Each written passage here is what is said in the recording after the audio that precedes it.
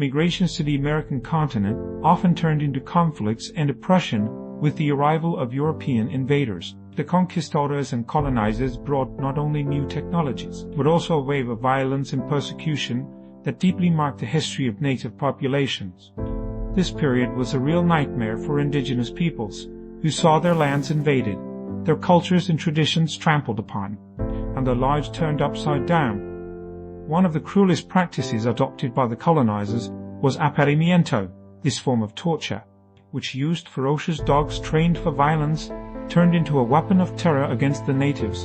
The dogs, often mastiffs or other large breeds, were used to tear the natives alive, spreading panic and forcing the communities into submission. These animals thus became instruments of oppression, used to extort information, punish resistance, and affirm the power of the conquerors. Articles of the time tell of how the conquistadors used dogs to hunt down the natives, terrorize them, and tear them to pieces. This inhumane practice was part of a deliberate strategy to annihilate the culture and identity of the Native Americans.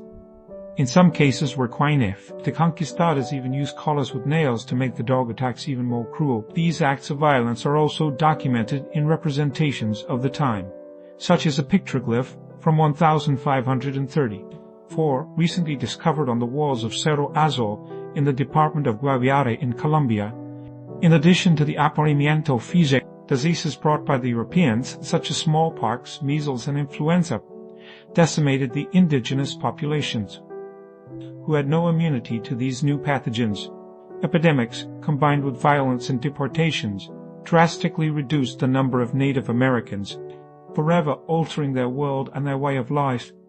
Indigenous dogs, who were companions in life, hunting, and spirituality for many native cultures, also suffered the consequences of the invasion. Many local breeds became extinct or were replaced by dogs brought by Europeans. The respect that some indigenous cultures had for dogs, to the point of considering them almost deities, did not stop the violence against them. Contemporary accounts, such as the Chronicles of Bartolomé de las Casas, describe in detail the atrocities committed by the conquistadors, including the use of dogs as instruments of torture and death. Many indigenous people, faced with such brutality, preferred to take their own lives rather than fall victim to the ferocity of the dogs. Today, archaeological research, genetics, and anthropological studies allow us to reconstruct the complex histories of native populations and their four-legged friends also through artistic representations. We cannot forget this past of suffering, but we must honor the cultures that have suffered these tragedies. Only by understanding the mistakes of the past, we can build a future made of respect and peaceful coexistence between different cultures. This is the basic thought with which I conceived my new book, Migrations, The Ancient Dogs of the Americas, that you can find on Amazon or any online bookstore. Tap link in my account. See you soon.